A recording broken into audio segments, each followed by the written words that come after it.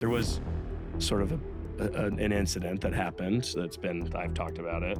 Brad Pitt sort of broke up. A Oh. tense moment that, from what I recall, he pulled out one of his teeth I heard that. before we even started shooting. For more than a decade, a story floated around film sets and fan forums about a near-physical altercation on the set of a major World War II movie. One actor squaring up to another while a tank sat idle between them. Scott Eastwood was there. So was Brad Pitt. And so, everyone whispered, was a punch that almost landed.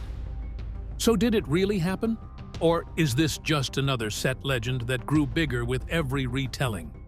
Stick around, because at 40 years old, Scott Eastwood has settled the question himself, and what he said changes the whole story. The whisper that followed him off the Fury set.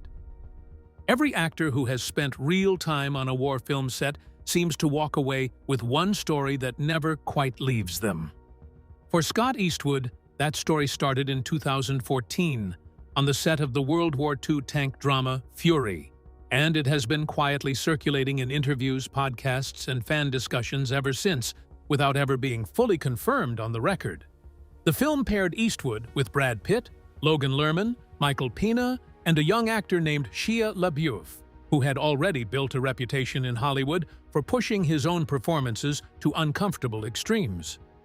LaBeouf played a tank gunner nicknamed Bible, and by most accounts from that production, he leaned hard into a version of method acting that unsettled the people working beside him. He reportedly had a tooth pulled to feel closer to a soldier who had lost teeth in combat, and he cut his own face with a blade rather than letting a makeup artist fake the wound. Logan Lerman, another cast member on that same shoot, has described watching LaBeouf walk into a hallway during a makeup session and pull out a knife to slice open his own skin. A story that has circulated almost as long as the rumor about Eastwood himself. For Eastwood, who was still relatively early in his acting career at the time, that intensity became something to navigate carefully rather than admire.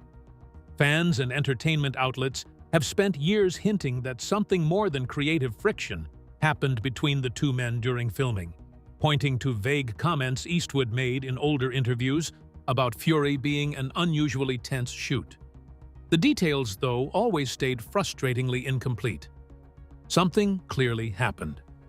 Nobody outside the cast and crew knew exactly what, and for a long time, the only source anyone had to go on was secondhand recollection and speculation stitched together from unrelated interviews given years apart.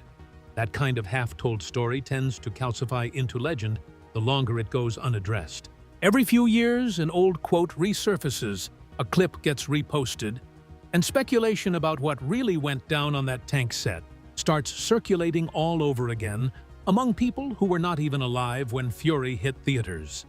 It became one of those rumors that Hollywood watchers simply accepted as probably true without ever getting the specifics straight from the source, filed away alongside dozens of other unverified set legends that circulate about intense productions. What makes this particular rumor different from most set legends is that it was never really about a scandal in the traditional sense. There was no lawsuit, no official statement from a studio, no tabloid headline built on anonymous sources. It was simply two young actors who reportedly clashed over how far a performance should go. And one of them, LaBeouf, has spent the years since collecting a well-documented history of intense and sometimes troubling behavior both on and off set, which only made the older rumor feel more believable by association. LaBeouf has faced multiple arrests over the years, has been the subject of a lawsuit from a former partner alleging abuse that he ultimately settled, and has been described by other collaborators as a deeply committed but occasionally overwhelming presence on a film set, a reputation that predates and postdates his time working alongside Eastwood. None of that context, on its own, ever proved the Fury rumor true. It simply made it plausible enough to survive year after year without a denial strong enough to kill it, and plausible enough that entertainment writers kept circling back to it whenever LaBeouf's name resurfaced for other reasons. A rumor with no denial, and a subject who keeps generating adjacent headlines tends to outlive almost anything else in celebrity culture. And this one had both working in its favor for over a decade. Everyone assumed there was more to this story than a few vague hints in old interviews. And they were right. What Scott Eastwood recently said on the record does not just confirm the rumor, it fills in the exact words that were exchanged that day. And that is where this gets interesting. What Scott Eastwood actually confirmed at 40. Rumors are one thing. A direct, on-the-record account from the person who was actually standing there is something else entirely.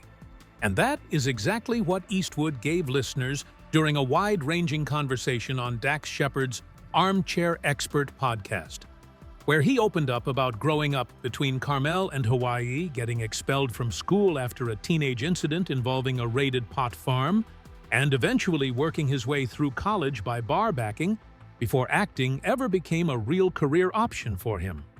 Eastwood, now 40, did not dance around the subject when the conversation turned to fury. Describing what he called a tense incident during filming, he explained that things escalated to the point where Brad Pitt physically stepped in to keep the situation from boiling over. According to the account Eastwood gave, LaBeouf's method approach eventually collided with a small, almost mundane detail in the script, a scene that called for Eastwood's character to spit tobacco on the back of the tank. LaBeouf, reportedly, was not happy about it, and Eastwood was not interested in backing down over something that was simply written on the page and had nothing to do with any personal disrespect toward his co-star. That disagreement is where the confrontation finally boiled over into words that had never been made public before. Eastwood recalled telling LaBeouf, in blunt terms, to stop, and when that did not land the way he wanted, he issued a direct threat that he would fight him right there on set. Pitt reportedly stepped between the two men before it went any further, a detail that lines up with earlier comments Pitt himself made to GQ about the tension surrounding that scene, where he joked that the cast were simply following the script and got caught in the middle of an argument they had not started. Pitt's version, given separately and years apart from Eastwood's, has now become an unintentional corroborating witness to a story that spent a decade sitting in a strange limbo between confirmed fact and persistent rumor. It is worth pointing out how Fox News reported the exchange in detail, describing Eastwood's account of LaBeouf's extreme preparation methods, including the tooth removal and self-inflicted cuts that other cast members like Logan Lerman had also described in separate interviews over the years. What had previously existed as scattered second-hand anecdotes suddenly had a clear first-person narrative attached to it, coming straight from one of the two men actually involved in the confrontation, rather than filtered through a third party retelling a story they had only heard about afterward. There is something almost freeing about the way Eastwood told the story. He did not frame it as an attack on LaBeouf's talent or his commitment to a role. If anything, he seemed to respect the intensity, even while making clear he had no interest in matching it. His comment that there are plenty of ways to deliver a strong performance without endangering yourself or unsettling the people around you reads less like a takedown and more like a boundary he had quietly held onto for over a decade, before finally putting it into words publicly. It is a distinction that separates admiration for craft from tolerance for chaos, and Eastwood seemed careful to draw that line clearly, rather than let the story become an excuse to simply drag a former co-star. And once outlets like Nine picked up on which co-star Eastwood was actually naming, the years-old rumor mill finally had its answer. The tension was real, the confrontation was real, and the two men involved were exactly who longtime fans had suspected all along. What had spent a decade circulating as an unverified whisper about a war film set now had a name, a scene, and an exact exchange of words attached to it, all confirmed by the very man at the center of it. That was not the only rumor Eastwood put to rest recently. Turning 40 seems to have loosened something in him, because barely a month earlier, he had already confirmed a completely different story that had been circulating in Hollywood circles, and this one involved an actor who is still, to this day, unnamed. Not the only rumor he confirmed this year. If the Fury story showed Eastwood settling an old score from his 20s, his appearance on Joe Rogan's podcast revealed a much more recent frustration, one rooted in a production he had been working on as recently as this year, while promoting his newest film, Lucky Strike. Speaking candidly on the show, Eastwood described working alongside a celebrity who abruptly walked away from a film after significant money had already been invested in the project. He did not name the actor, and when Rogan offered to let him say the name and simply edit it out afterward, Eastwood still declined, which only added to the mystery surrounding exactly who he meant and turned the segment into its own small viral moment once clips began circulating online. What he did share was blunt. He described the unnamed actor as someone who had grown too famous for too long and had come to believe that the industry and the people who had financially backed their project owed them something regardless of the commitments they had made. According to Eastwood, the production had already moved forward with a director attached when the actor decided they no longer wanted to work with someone else involved in the film and simply left, despite the project reportedly being built around their own personal story and their own creative vision from the start. People's coverage of the podcast appearance captured Eastwood pushing back hard on the idea that fame excuses that kind of behavior, insisting that the actor in question should have paid back the money that had already been invested, rather than simply disappearing from the job. When the response came back as a flat refusal, Eastwood said it left him reflecting on a much bigger pattern he believes exists across the industry, one where people are excused from basic professional accountability simply because they are well known, and where investors and smaller collaborators end up absorbing the consequences of a star's change of heart. That sentiment tracked with how Yardbarker summarized the broader context of Eastwood's comments, tying them to his ongoing effort to build a career distinct from his father's towering legacy while still carrying forward the same blunt, plain-spoken values that have defined the Eastwood name in Hollywood for decades. Eastwood has been open in past interviews about learning early, from watching his father work, that fame is a poor substitute for actually doing the job in front of you. A lesson he said he absorbed by watching Clint Eastwood's decades-long habit of showing up on time, staying prepared, and treating a film set as a workplace, rather than a stage for ego. Eastwood went further during that same conversation, describing fame itself as something people chase without understanding what it actually costs. He drew a distinction between being rich, which he described as genuinely appealing, and being famous, which he characterized as a distorted goal that hollows out the parts of a person's life that used to feel normal. Growing up around his father's level of celebrity, he said, gave him an early front-row seat to exactly how ugly that side of the industry can get, long before he ever had to experience it for himself as a working actor. What ties the Fury confrontation and the unnamed co-star story together is not scandal for its own sake. It is Eastwood, at 40, apparently deciding that certain rumors and half-told stories about his career no longer deserve to stay vague. He confirmed the tense reality of one story from his 20s and confirmed the existence, if not the identity, of a very recent one, all within the same busy stretch of interviews tied to his 40th birthday and the release of his newest film.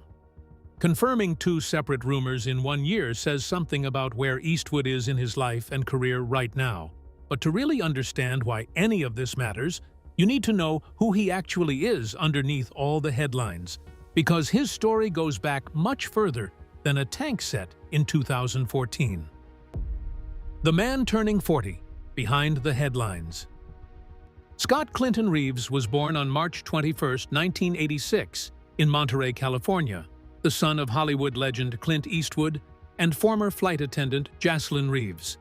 As detailed on his Wikipedia page, he spent much of his childhood between Carmel by the Sea and Hawaii, largely removed from the spotlight that surrounded his father's decades-long career in front of and behind the camera, and by most accounts grew up with a fairly ordinary upbringing, despite his father's fame. Early in his acting career, he deliberately used his mother's surname, Reeves, rather than trading on his father's fame, hoping to land roles based on his own merit rather than a famous last name. That decision shaped his earliest credited work, including small parts in his father's own films, Flags of Our Fathers and Gran Torino, before he eventually adopted the Eastwood name professionally as his career gained momentum, and it became clear the connection was impossible to hide, regardless of which surname appeared in the credits. His breakthrough into wider recognition came with The Longest Ride in 2015, a Nicholas Sparks adaptation that established him as a leading man in his own right and introduced him to a much broader audience beyond the war films and supporting roles that had defined his earliest years in the industry. That same year, he stepped into a role that would follow him for the next decade, regardless of how many action franchises he joined afterward, appearing in Taylor Swift's Wildest Dreams music video after she reportedly called him directly to offer the part without the two of them having ever met beforehand. As Art Voice detailed in its retrospective on his 40th birthday, his own representatives actively discouraged him from taking the role, worried it would brand him as little more than a pop star's love interest rather than a serious actor. Eastwood took the part anyway, and nearly a decade later, he has said he has no regrets about the decision that his agents once fought so hard against, even joking that castmates on more recent projects have discovered the connection mid-shoot without realizing it beforehand.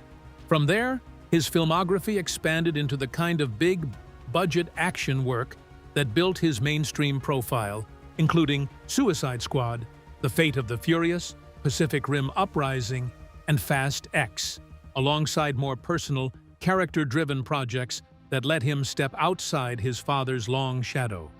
That balancing act, mixing blockbuster paychecks with smaller passion projects, has become something of a signature for him as his career has matured into its second decade. Turning 40 has also pushed Eastwood into more candid territory about aging in an industry that rarely rewards honesty about it. In a conversation with Men's Health, he admitted that his fitness routine has shifted noticeably since crossing into his 40s, acknowledging that recovery now takes priority over pure intensity and that he has begun seriously considering testosterone support as part of staying competitive physically in an industry built around appearance. He still keeps a demanding routine that includes strength training, jiu-jitsu, Muay Thai, swimming, and yoga. But he was open about the fact that simple things like getting out of bed in the morning now require more effort than they once did. Beyond acting, Eastwood has built out a business portfolio that includes the American-made clothing brand Made Here and his own whiskey label, ventures that reflect the same understated, workmanlike approach he brings to interviews about fame and the industry. His signing with the talent agency Verve ahead of the release of Lucky Strike, his new World War II drama directed by Rod Lurie and co-starring Colin Hanks and Anjanue Ellis-Taylor, signaled another step in expanding both his acting and producing career heading into this new decade of his life, with reports indicating he intends to develop original projects of his own, rather than simply taking on assignments handed to him. Throughout all of it, his relationship with his father has remained a constant thread running through his public life. Even as retirement rumors swirled around Clint Eastwood earlier this year following comments from Scott's half-brother Kyle, Scott made clear in his own interviews that he had not heard anything definitive from his father directly, describing his dad's decades-spanning body of work, producing, writing, composing, directing, and acting, as something that continues to inspire him even now. That closeness has shaped much of how Scott talks about his own career, treating his father less as a shadow to escape and more as a standard he continues measuring himself against. With this, we have come to the end of this video. Thanks for watching. If you enjoyed this video, do well to like, comment, and subscribe for more content. To enjoy more thrilling stories, click now on the following video that pops up on your screen.